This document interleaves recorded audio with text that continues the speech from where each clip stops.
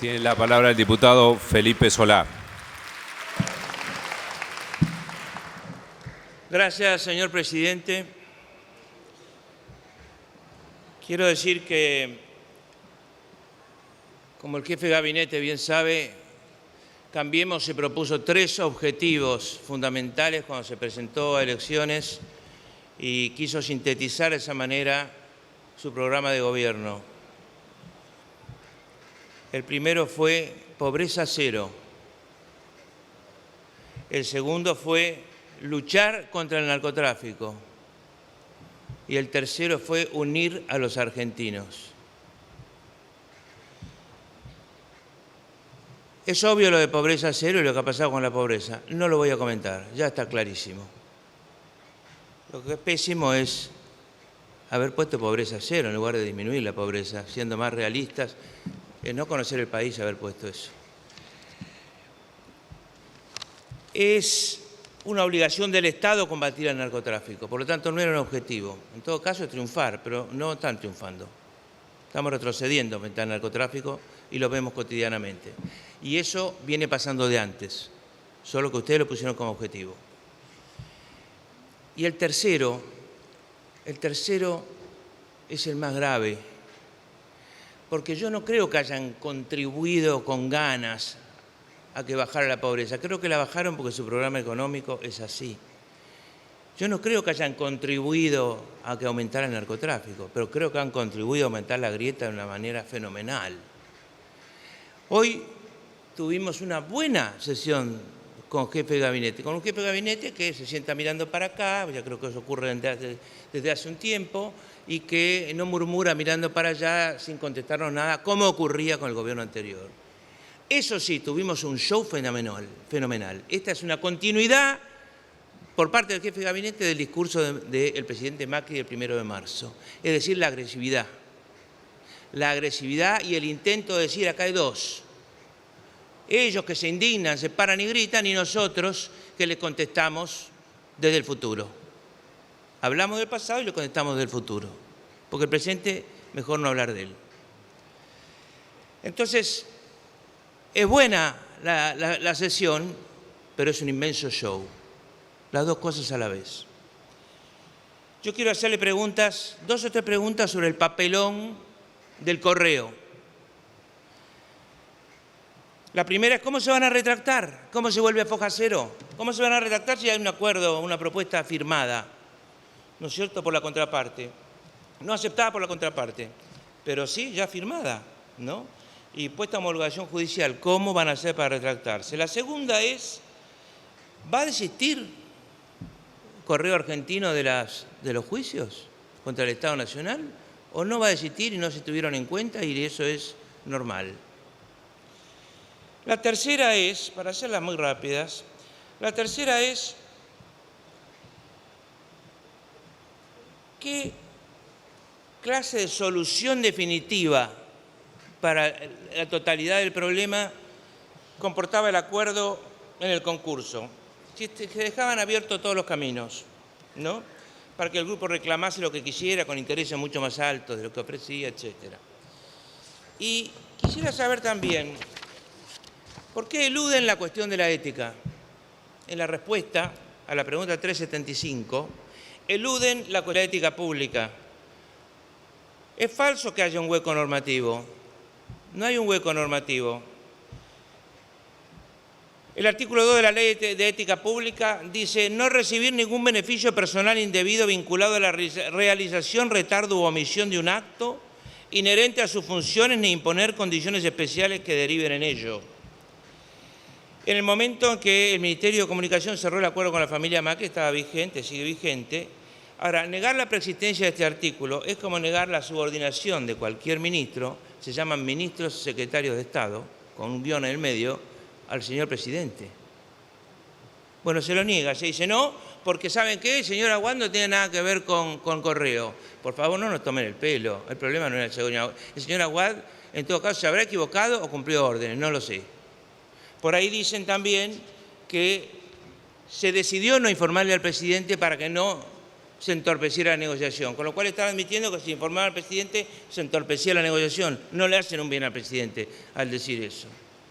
Pregunto concretamente también, ¿por qué si el doctor Mocoroa está sumariado por el Procurador del Tesoro y en la respuesta de la pregunta concreta, ¿no es cierto?, al tema ese, queda bien claro que el director, es la pregunta 451, queda bien claro que el director general de Asuntos Jurídicos fue instruido claramente por el ministro? ¿Por qué no hay un sumario para el ministro? Para ese ministro que vino acá diciendo que venía una comunicación de mentira, una comisión, que era una comisión del Frente Renovador, ¿no es cierto?, y que venía a sacarse encima el tema, etcétera, y ofendió. Hay un diputado que ha presentado, o está por presentar, una cuestión importante, privilegio por escrito sobre el tema, nos ofendió. Y después no contestó nada y después se fue. Después de haberlo oído durante años gritar acá, como jefe de gabinete, como jefe de bloque. ¿Quién estableció los umbrales mínimos? Dice, no, hicieron una oferta, después hicieron una oferta A más 0,1 y entonces sí superaron los umbrales mínimos. ¿Qué son los umbrales mínimos? ¿Quién los puso?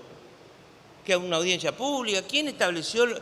Esos umbrales mínimos fueron inventados por el señor Aguad en ese momento.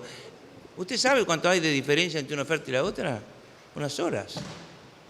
Unas horas. Ahora resulta que de golpe, con un poquito más, ya pasaron los umbrales mínimos. Es decir, es todo un gran papelón. Un gran papelón que se resuelve con el perdón, vuelta atrás. Perdón, vuelta atrás.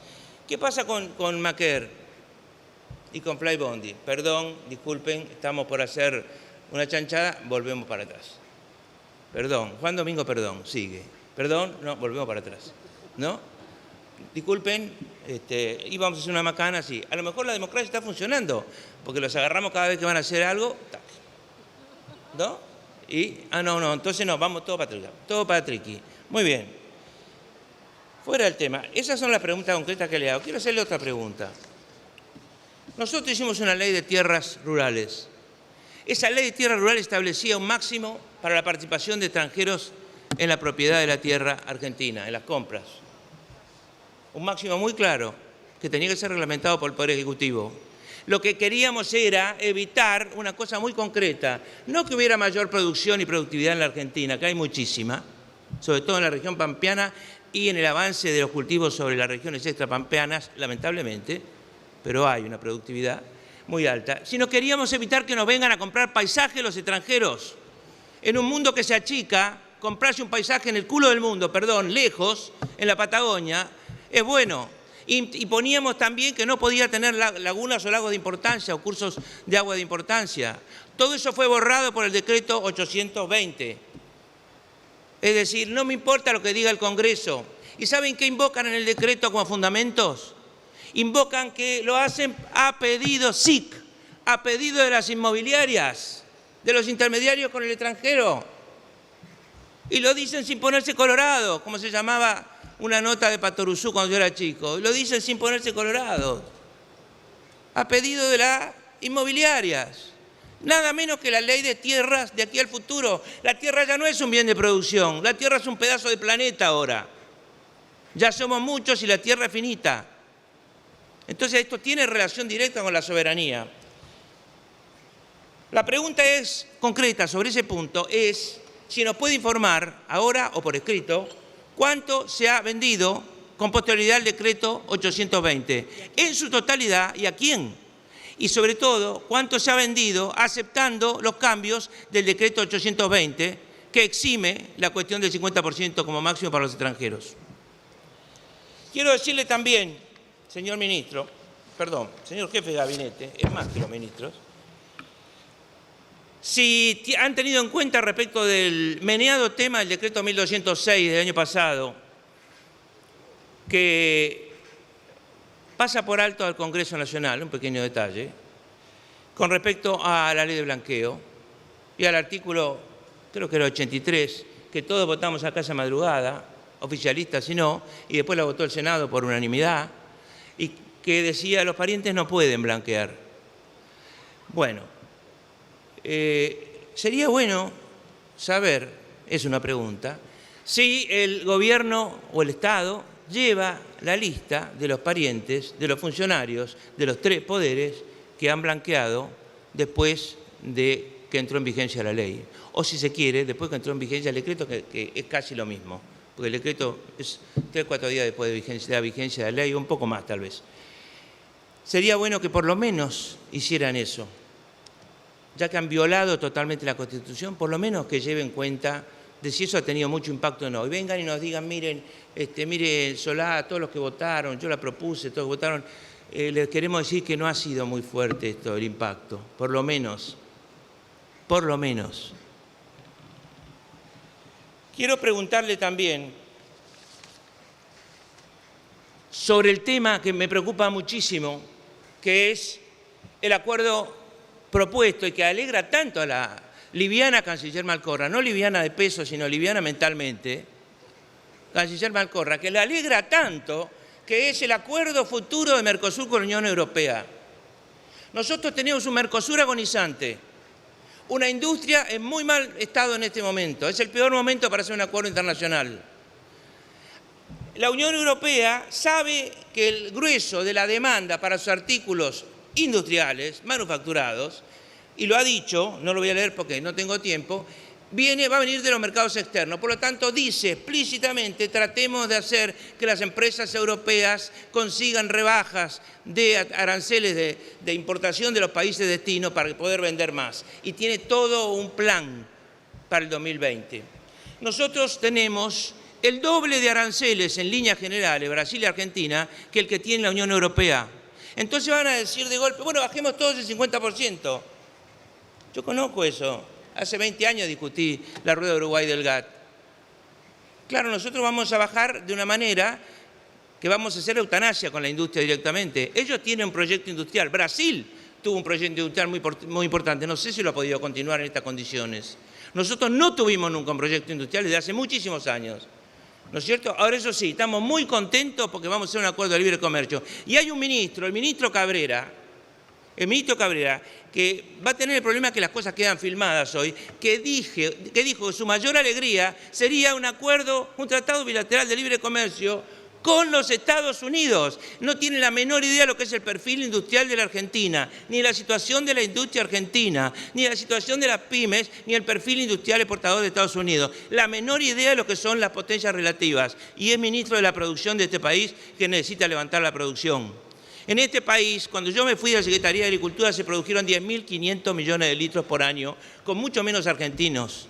Ahora los chicos no pueden pagar la leche, los chicos pobres, y no toman leche porque ha aumentado la indigencia. Y la indigencia quiere decir no llego a comer al día 30. Y en los indigentes, 2.700.000, según lo mismo que decían el Observatorio Social de la Deuda Social de la UCA, lo mismo que decían, tenemos 29% de pobres en el último año del gobierno anterior, Diputado, y todos lo celebrábamos. El observatorio dice ahora que hay 32. ¿Y saben qué? Hay 600.000 nuevos indigentes. ¿Y saben qué? La mayoría de esos 200.000 nuevos indigentes son menores. ¿Saben cuánto se produce de leche ahora? No los 10.500 millones de litros del año 98. Se producen 9.000 millones de litros en una Argentina mucho más grande. ¿No es cierto? Entonces empecemos por ver las cosas como son.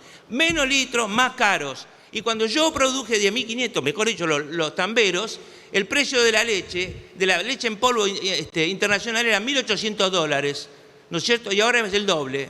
Entonces digamos las cosas como son. Acá hemos visto hoy dos caras de la misma moneda. Dos caras de la misma moneda. Acá han perdido la autoridad moral en la cuestión ética. La han perdido por esas marchas atrás permanentes. La han perdido. Quiero preguntarles también si en el PAMI contrataron o no, yo no estoy bien informado, por lo tanto tengo derecho a preguntarlo, de forma directa una consultora llamada Hermes. No quisiera olvidarme de eso. ¿No es cierto? ¿Y cuál es el resultado que les dio el dictamen o digamos, el informe de dicha consultora sobre el PAMI?